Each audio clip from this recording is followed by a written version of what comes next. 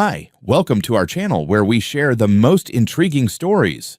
A battle-hardened Marine seeks peace in a quiet home until a power-hungry HOA president declares war on his freedom. Fake cops, forged laws, and suburban tyranny collide in a darkly hilarious showdown. This isn't just about property, this is war.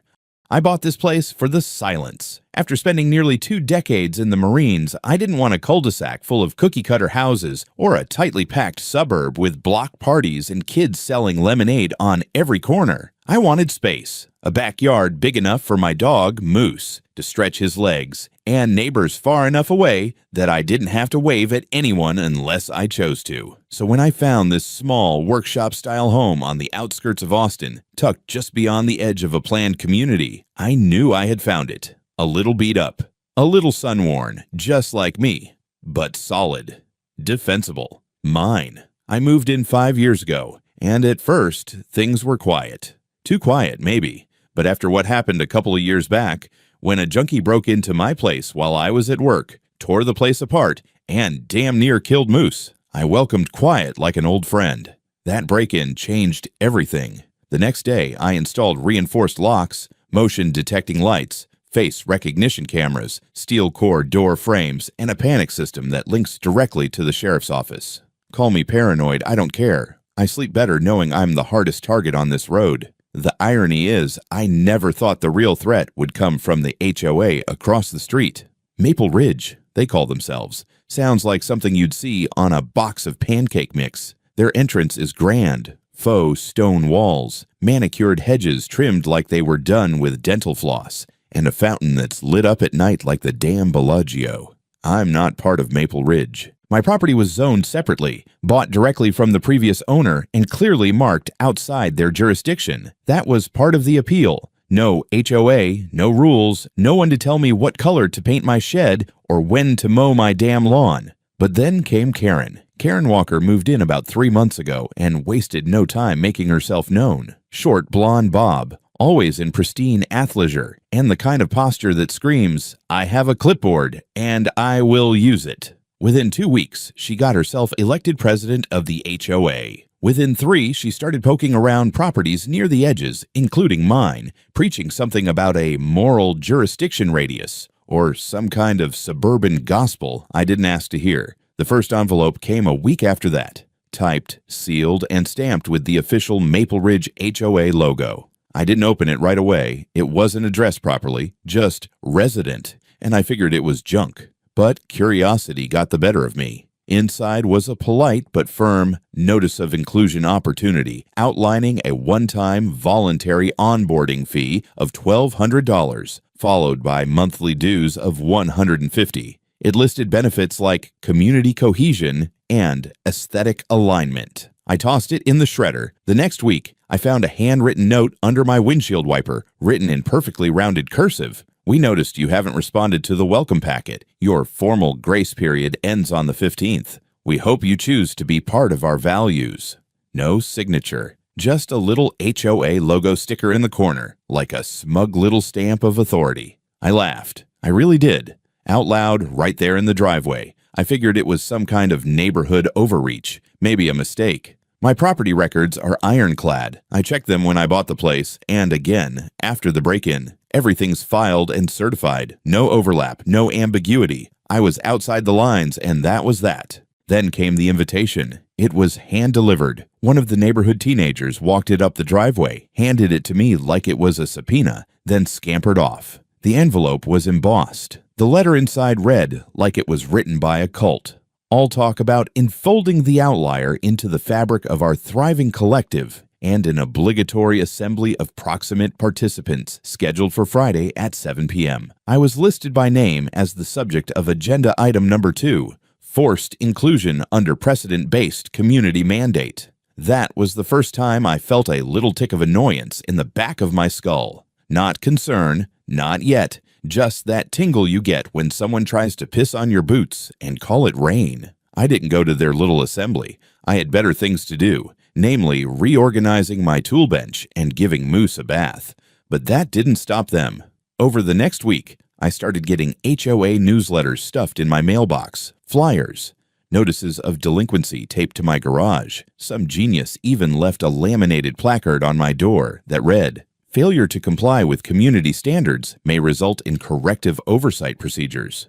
That one I framed and hung in the garage, next to the rack of aluminum baseball bats. By this point, I knew Karen wasn't just playing around. She was escalating. She'd taken my lack of response as some kind of declaration of war. I even caught her walking the edge of my property one afternoon, eyeballing my security cameras like she was casing the place. She saw me watching, waved, and smiled like we were best friends. I didn't wave back. Still, I didn't engage. I didn't call, didn't threaten, didn't go knocking on her door. I'd been in enough real conflicts to know not to throw the first punch, but in the back of my mind, I started to feel it. That old edge sharpening. That part of me I'd hoped to let go when I left the Corps. The one that started asking questions like, what's her next move? How far will she go? Because this wasn't about dues anymore. Not really. It was about someone who wanted control over something that wasn't theirs. And that's a line I don't let people cross. Not ever. The HOA newsletter changed tone around the second week. No more smiley language about community pride and shared goals. Now it sounded like something out of a bad dystopian manual, passive-aggressive with a hint of legalese. Non-participation in community cohesion efforts, one letter claimed, may result in secondary enforcement. Another had a helpful diagram showing a newly adopted 400-foot buffer zone, with my house neatly labeled as non-compliant Parcel A.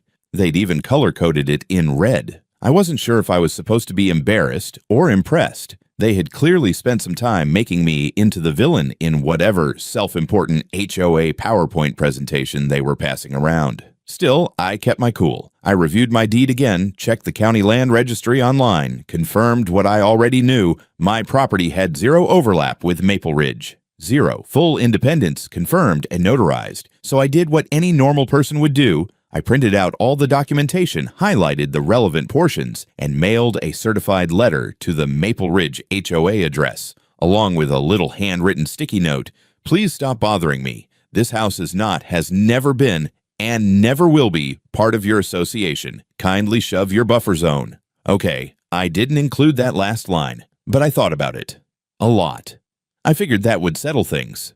It didn't. Instead, they escalated. A few days after I sent the letter, a little gray sedan started parking across the street from my house around 10 in the morning and again at dusk. Same car, same spot, sometimes for 10 minutes, sometimes for an hour. I got a good look at the guy inside. Balding, sunglasses, holding what was either a camera or a set of binoculars. Hard to tell from the porch. He wasn't subtle, which made me think maybe he wasn't trying to be. Moose didn't like him. That much was clear. Every time the sedan showed up, Moose growled low, ears back, tail stiff. Normally, he's a big teddy bear, but he knows when someone's got bad intent. That's part of why I trust him more than most people. The next week, the weirdness multiplied. Flyers started showing up on my mailbox post, advertising an emergency HOA policy meeting. I was listed as Item 3, unauthorized use of shared infrastructure. Apparently, the fact that I drove on the same public road as Maple Ridge residents meant I was benefiting from their taxpayer-funded maintenance. I almost choked on my coffee when I read that.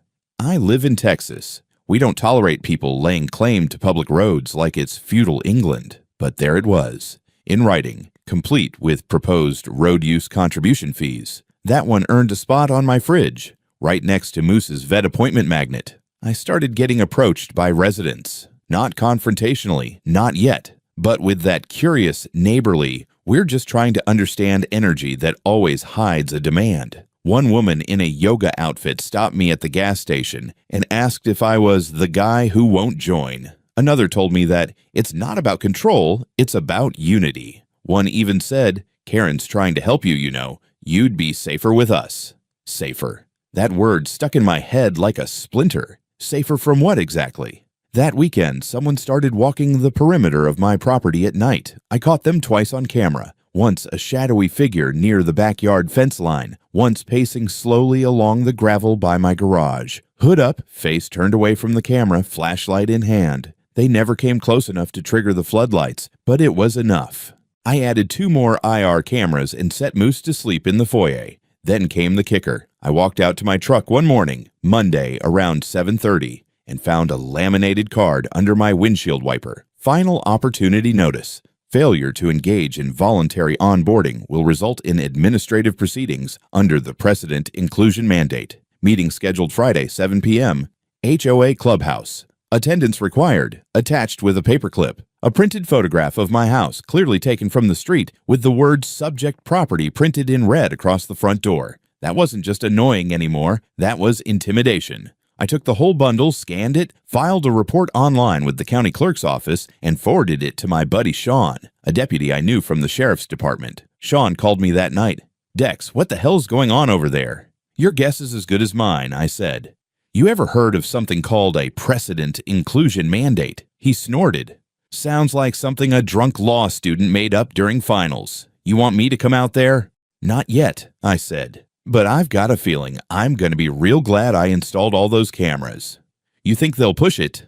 I looked out the window. The gray sedan was back again, sitting idly across the street.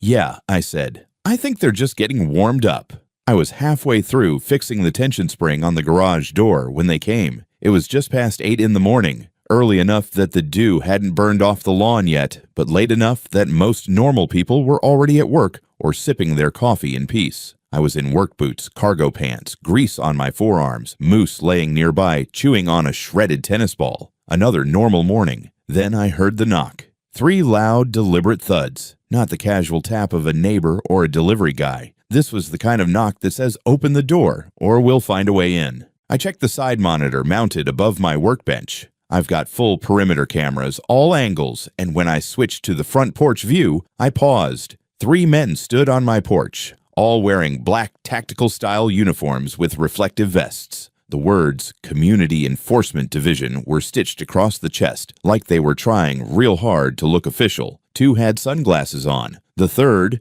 a heavy-set guy with a clipboard, had a ridiculous patch on his sleeve that looked like a homemade badge. It even had a golden oak leaf, like someone tried to Google what police insignia looked like and stitched it onto a budget Halloween costume. The clipboard guy knocked again. "Mr. Dexter Winslow, this is an official HOA enforcement call. Please open the door." I didn't move. He cleared his throat and continued, reading like he was auditioning for a high school production of Law and Order. "You have been served a notice of final non-compliance per Maple Ridge Ordinance 64 Bravo. Under Community Directive, we are authorized to collect unpaid dues and initiate pre-asset assessment procedures. This is your last chance to comply voluntarily." Moose let out a low growl that built into a rumbling bark. I kept one hand on his collar as I unlocked the door, just enough to crack it open. I didn't step outside. I didn't need to. The big guy looked up from his clipboard, trying to look tough. "Sir, we're here to collect payment, $1,200 for onboarding and 3 months of unpaid dues, plus processing." "Processing?" I repeated, blinking at him. "That's correct." He nodded. "Buddy," I said, "I'm not in your HOA. You have no jurisdiction, no claim, and no right to be on my porch." The guy behind him, taller, buzz-cut, clearly the muscle of the group, shifted slightly. He was holding something behind his leg. I squinted. It was a damn taser, civilian grade, but still, not concealed, not legal on my property. Clipboard guy kept going. "We have a directive signed by HOA leadership authorizing escalation in the case of non-compliance." He lifted a single page printed on cheap office paper. It had a Maple Ridge logo at the top and what looked like a fake watermark. "I swear to God," I muttered, "if you guys printed that off Canva." The tall one took a step forward. His boot landed just past the welcome mat, inside the boundary of my entry sensor. He didn't know what he had just done. I reached into my pocket and thumbed the panic button on my key fob. No sound, no siren, just a silent signal sent through my system, directly to the sheriff's office. 3-minute average response time. Clipboard guy continued talking, but I wasn't listening anymore. I was watching his eyes. He thought he was in control. They all did. Like they were playing real-life SWAT in some HOA LARP fantasy. The third one, shorter, twitchier, with a sweat-stained cap under his helmet, started shifting side to side like he was itching for something to happen. Then the big one made the mistake. He leaned into the doorframe and said, "Sir, if you don't comply, we'll be forced to initiate a soft breach and begin immediate lien enforcement." I blinked. Soft breach. That's correct. "You mean breaking into my house?" Clipboard guy tried to backtrack. It's more of a symbolic my ass, I said, and raised my voice. You're about 5 seconds away from doing something real stupid. That's when Moose lunged. I kept my grip tight, but the sound he made, deep, angry, primal, echoed off the porch like a shotgun blast. The twitchy one flinched so hard he dropped whatever he was holding. It hit the deck with a clatter. A stun baton. A goddamn stun baton. Things were about to go sideways when I heard it. The beautiful wail of sirens cutting through the morning air like a promise. 2 patrol cars skidded onto the street in tandem, lights flashing, doors flung open. Sheriff's Department, hands where we can see them. All 3 of them froze. Clipboard Guy's fake badge fell off his vest as he instinctively raised his arms. The tall one turned to bolt, panicked, made it 3 steps down the stairs, and slipped on a damp patch of concrete, flailing like a cartoon character before hitting the ground with a bone-snapping crunch. He screamed, loud. Jesus Christ, one of the deputies muttered, racing over. That guy just broke his damn arm running from a house he wasn't even allowed to be at. The twitchy one just dropped to his knees, hands behind his head, mumbling something about just being a volunteer. The sheriff himself, big man, cowboy hat, gold star pinned to his chest, walked up to my porch and looked me dead in the eye. You okay, Dexter? I nodded. They brought tasers to a front porch conversation. He grunted, turning back to the fake squad. All right, boys, let's see what kind of brain damage we're working with. The sheriff's team started patting them down. What they found: 2 stun batons, 3 fake badges, a clipboard full of collection notices and property citations typed in Comic Sans, a laminated map labeled Phase 1 targets with my house circled in red, and a handwritten note that read, if hostile, use gentle force. Don't damage property. We don't want another incident. They weren't just idiots. They were organized idiots. The sheriff pulled one of the documents from the clipboard, flipped through it, then snorted. This isn't a legal document. This is a damn printout from Microsoft Word with a coffee stain on it. I could see the local news van pull up at the end of the street, probably tipped off by the scanner. One of the deputies held up a badge and waved them off. The tall guy on the ground was still moaning. The sheriff turned to me. Mind if we take your footage? Already queued it for you, I said, tapping my phone. He nodded approvingly. Smart man. As they cuffed the 3 goons and loaded them into the back of the cruisers, Moose finally laid back down, satisfied. I watched the door of the patrol car slam shut and thought, they came to collect $1,200. Now they're collecting charges. They were still trying to play tough, even in cuffs. Clipboard Guy, real name turned out to be Evan Doyle, was sitting on the curb, wrists zip-tied behind his back, mumbling something about sovereign community enforcement rights, while a deputy cataloged the contents of his backpack, which, to no one's surprise, contained a roll of pre-filled citation forms, all labeled with HOA logos, and what looked like forged barcodes. The tall one, Kyle, I think, was being loaded into the back of an ambulance. His left arm was bent at an angle you don't see unless bones are involved. He'd stopped screaming, but only because they'd given him something to shut him up. The EMTs didn't even look surprised when the sheriff told them how he'd gotten hurt. Just another idiot in a costume falling downstairs he had no business being on. The twitchy one was named Randy. Poor bastard looked like he'd signed up for the wrong Civil War reenactment and ended up in a felony. He kept asking if this would affect his job at the Jiffy Lube. One of the deputies told him it probably would. The sheriff had taken over my kitchen, standing at the counter flipping through a pile of documents his deputies had confiscated from the suspect's fake patrol vehicle. A gray SUV parked 2 houses down. Moose sat next to the table like an assistant investigator, tail thumping each time someone mentioned Karen's name. We got printed eviction warnings, one deputy said, laying them out.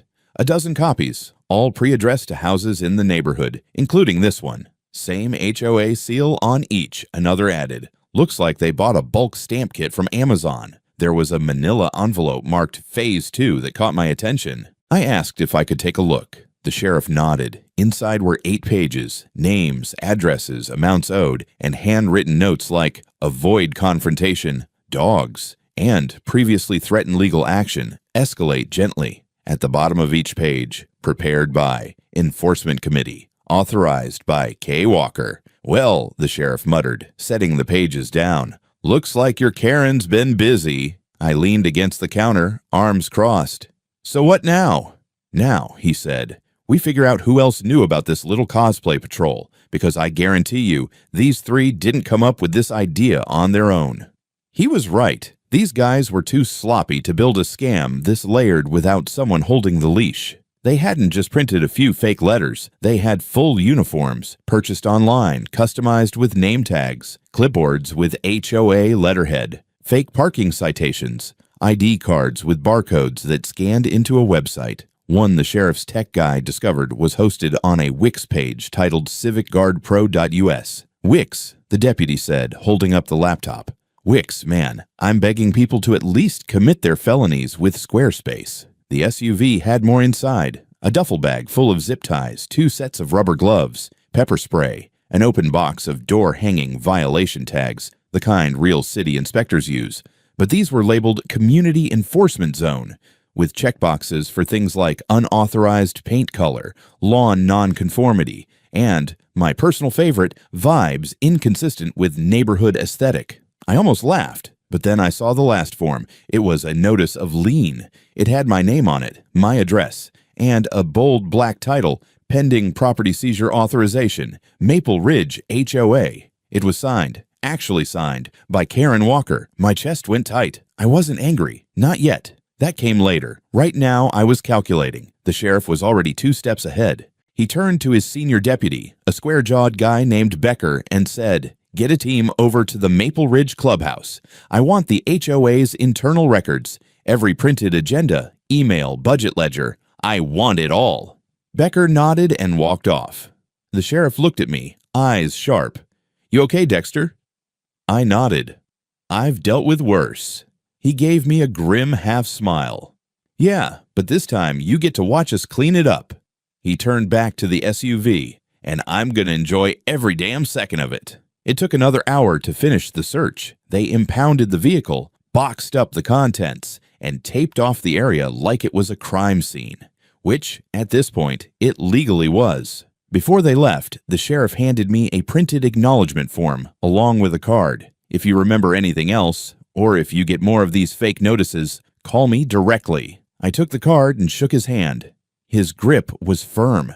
As they drove off, Moose and I stood in the driveway, watching the last of the cruisers disappear down the road. The sun had risen fully now, casting long shadows from the porch pillars. Moose stretched and gave me a look like, "Can I finally go pee now?"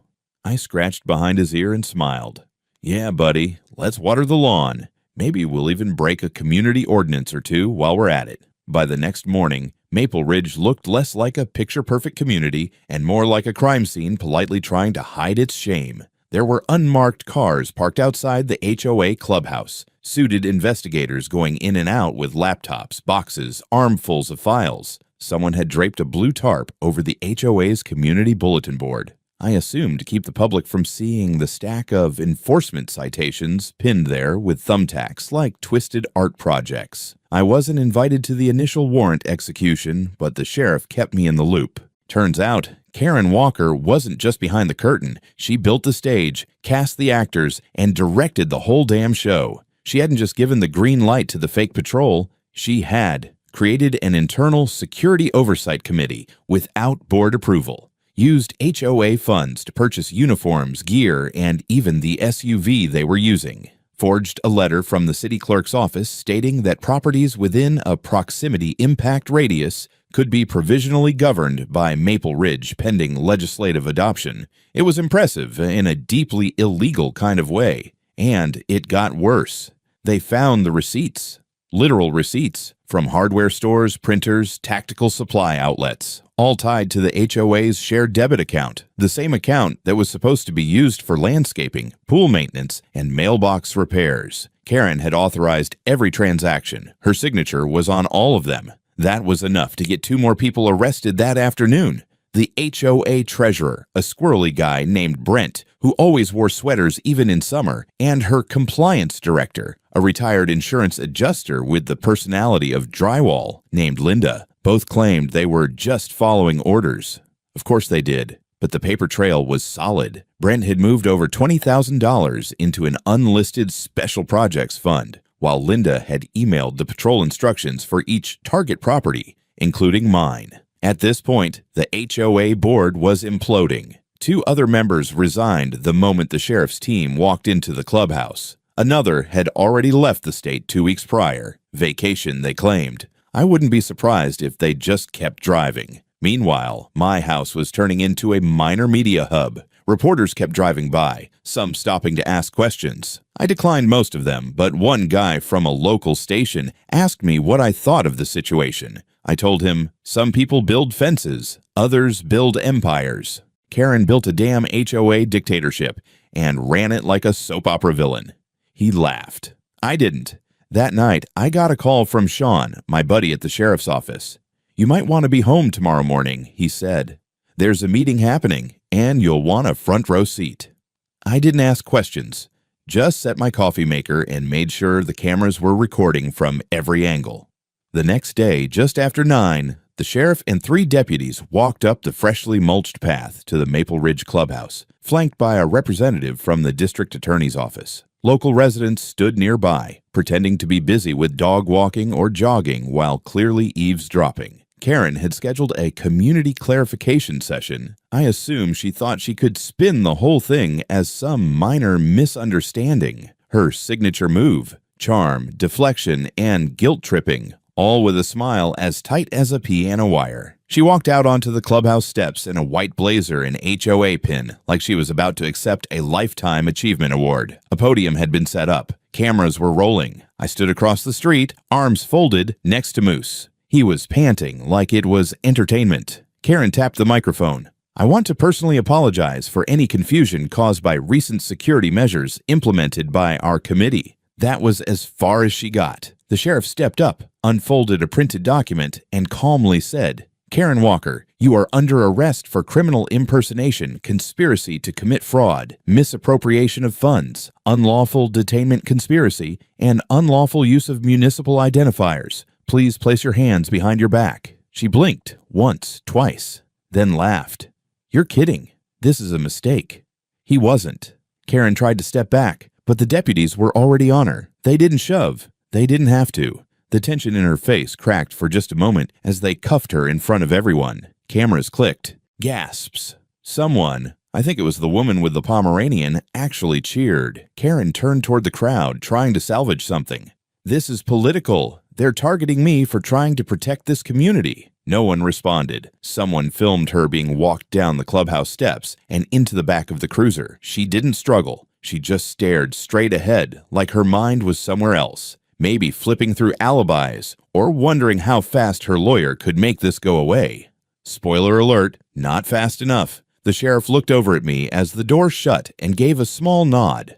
Not smug, just solid, like a man ticking a box off his to-do list. Moose wagged his tail. I always thought courtrooms were supposed to feel bigger. Movies make them look grand. Vaulted ceilings, echoing footsteps, judges glaring over half-moon spectacles while gasping juries clutch their pearls.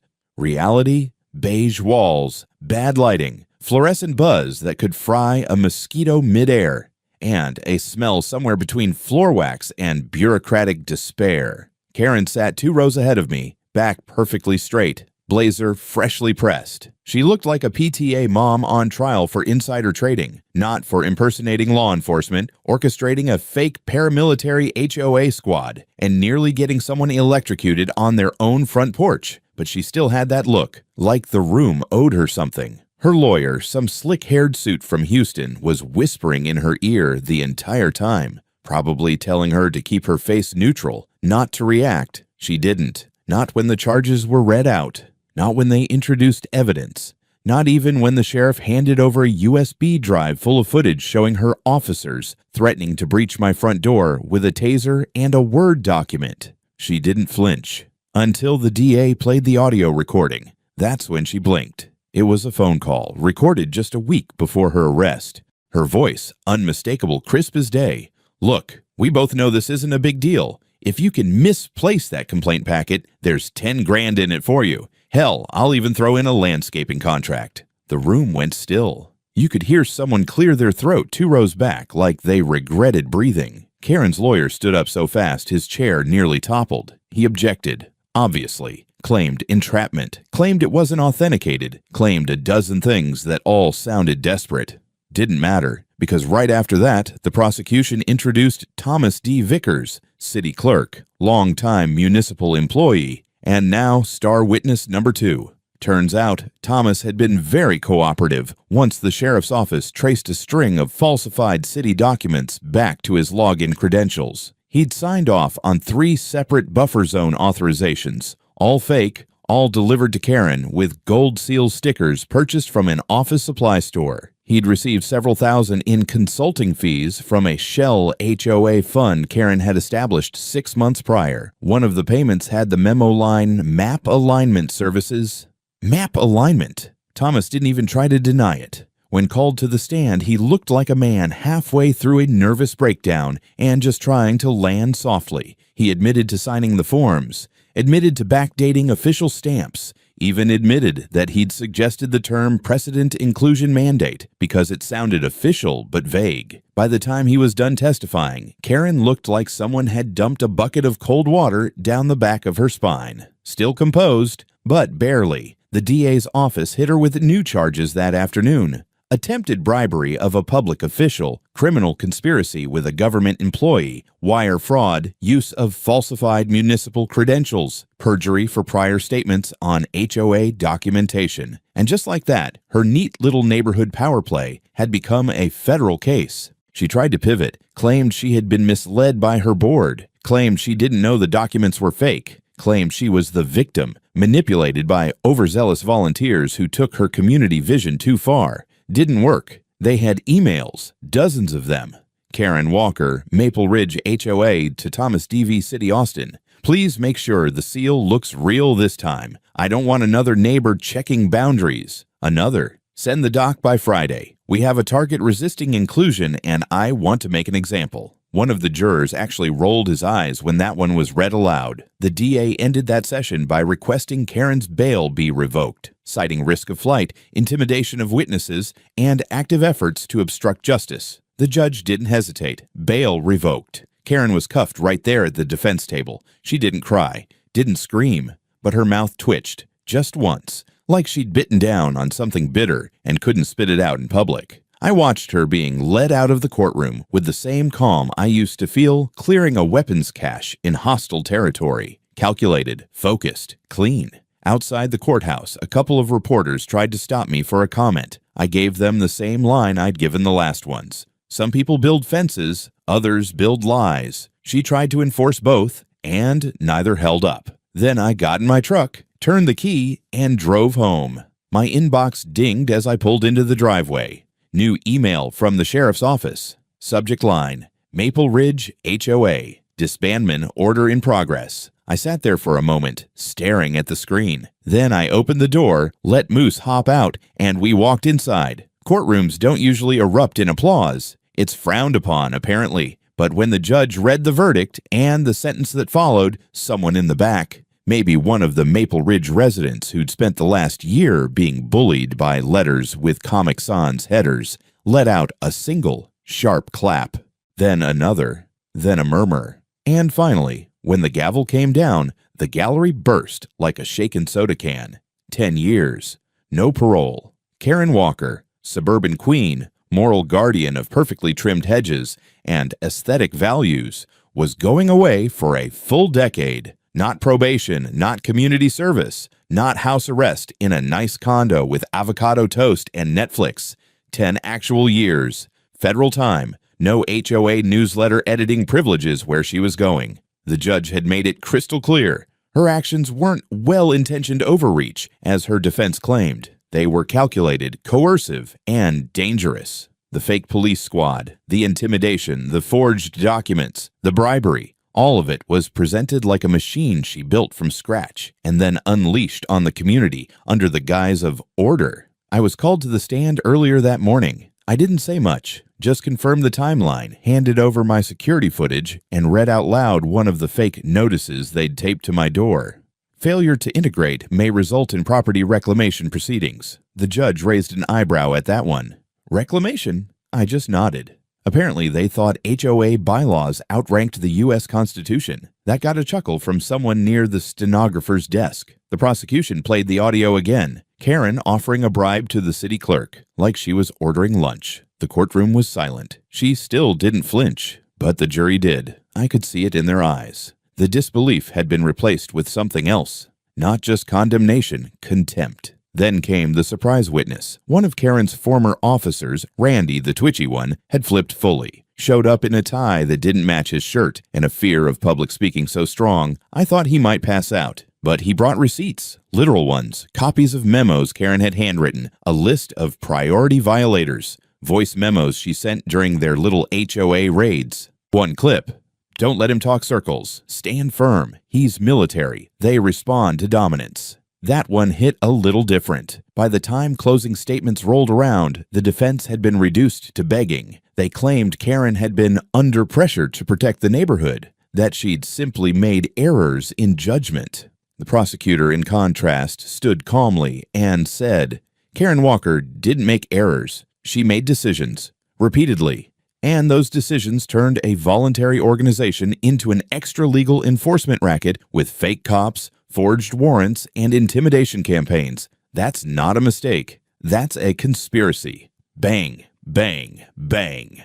Game over. After sentencing, Karen stood up, as if to make a statement. Classic move. The room fell quiet. Her lawyer gave a slight shake of the head, clearly wishing she wouldn't. But she did. I tried to hold this community together, she said. I tried to instill order in a place where people flaunted the rules. I was the only one who was willing to do what had to be done. The judge didn't even respond, just nodded to the bailiff. She was cuffed, again, and walked out for the last time. Outside the courthouse, people were waiting, residents, reporters, even a guy selling t-shirts that said, I survived the HOA state with my house printed in the background like a war monument. One reporter shoved a mic in my face. Mr. Winslow, what would you say to the other HOAs out there watching this unfold? I didn't pause.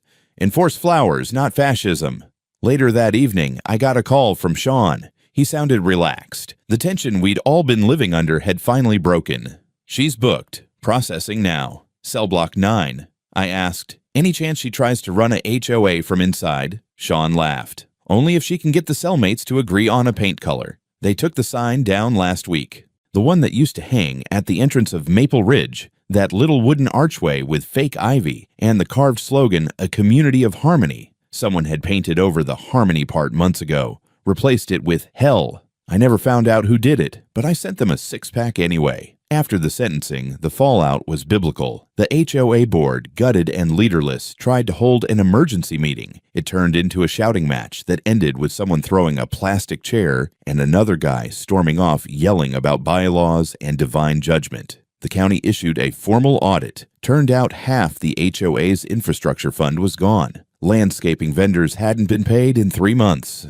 The pool was green. The clubhouse HVAC had been running 24/7 since spring because Karen liked it cool. The final nail came when the sheriff's office submitted a formal liability report to the county, listing Maple Ridge HOA as responsible for restitution to multiple parties, including yours truly. The insurance company bailed. Lawsuits piled up. Within 60 days, Maple Ridge HOA was formally dissolved under Title 11, Chapter 22 of the Texas Property Code. All assets frozen, remaining funds to be distributed under court supervision. What's left of the neighborhood is now under temporary management from a third-party administrator who looks like he wants to be anywhere else. Karen's house, or what used to be hers, was seized under forfeiture statutes. I watched them clear it out. A lot of white furniture, a weird number of throw pillows with passive-aggressive quotes. One said, live, laugh, love. Another said, respect the rules or leave. Oh, the irony.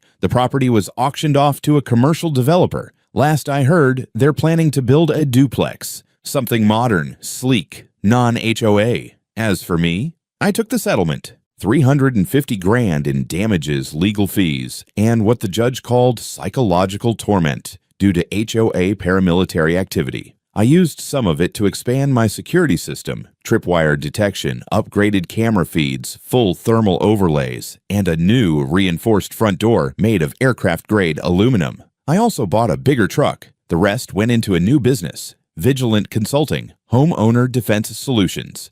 I consult now. For folks caught in HOA wars, neighbor disputes, and anyone who just wants to know how to keep their damn house safe from suburban crusaders, I've got a waiting list 6 months long. My story ended up on the news more times than I can count. Someone made a podcast episode out of it. One of the true crime channels called me the man who shot down an HOA without firing a shot. I still live in the same house. Moose is older now, sleeps more, but still perks up every time a clipboard shows up on my security feed. And I added a little something to the front gate. A custom steel sign, matte black, laser engraved. It reads, "This property is protected by the Constitution of the United States and a $12,000 security system. Try me, and you'll end up where Karen did." No one's tested it yet, but if they ever do, well, I've got extra zip ties in the garage.